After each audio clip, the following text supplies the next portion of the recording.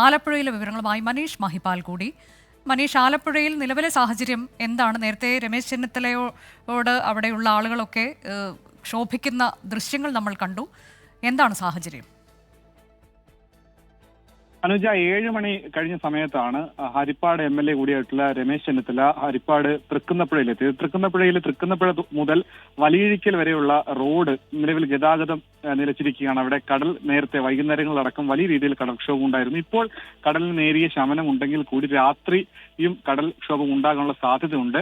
MLA അവിടെ എത്തിയ സമയത്താണ് അവിടെയുള്ള നാട്ടുകാർ ചേർന്ന് അല്പസമയം MLAക്കെതിരെ പ്രതിഷേധം ഉണ്ടായിരുന്നു. പിന്നീട് അവിടെ കോൺഗ്രസ് പ്രവർത്തകർ ഇടപെട്ടു. MLA അവിടെ നിന്നും പോയി. പിന്നീട് കോൺഗ്രസ് പ്രവർത്തകരും നാട്ടുകാരും തമ്മിൽ ചില കയ്യാങ്കളി ഉണ്ടായി.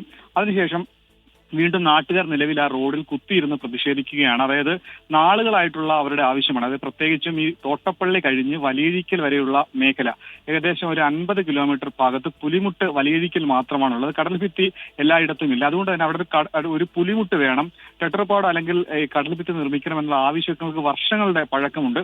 അതുകൊണ്ട് തന്നെ ഇത്തരത്തിൽ കടൽക്ഷോഭം ഉണ്ടാകുന്ന സമയങ്ങളിലെല്ലാം ഈ വേലിയേറ്റ സമയങ്ങളിലെല്ലാം ഈ മേഖലയിൽ ഇങ്ങനെ കടൽക്ഷോഭം ഉണ്ടാവുകയും 100 കണക്കിന് വീടുകളിൽ വെള്ളം കയറുകയും ക്യാമ്പ് തുടങ്ങുകയും അങ്ങനെ വലിയ രീതിയിൽ ബുദ്ധിമുട്ട് അനുഭവിക്കുന്ന ഒരു ജനതയാണ് ഈ പറയുന്ന മേഖലയിൽ താമസിക്കുന്നവർ.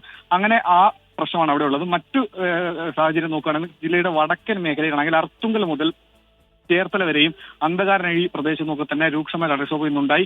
അവിടെയും ഈ രീതിയിൽ തന്നെ കടൽഭിത്തി വേണ്ട വിധം നിർമ്മിക്കുന്നില്ല എന്ന വലിയ പരാതി നാട്ടുകാർക്കുണ്ട്. ഇന്ന് രാവിലെ ഓടുകൂടിയാണ് പുറക്കാട് ഉൾവലിഞ്ഞതോടുകൂടിയാണ് ജില്ലയിൽ കടൽക്ഷോഭം തുടങ്ങുന്നത്. ഉച്ചയ്ക്ക് ശേഷം വേലിയേറ്റവും ഒപ്പം തന്നെ ഉച്ച കഴിഞ്ഞതോടുകൂടി കടലാക്രമണവും ജില്ലയിലെ വിവിധ മേഖലകളിൽ ശക്തമായി. ആലപ്പുഴയിൽ നിന്നുള്ള വിവരങ്ങളാണ് മനീഷ് മഹിപാൽ നൽകിയത്.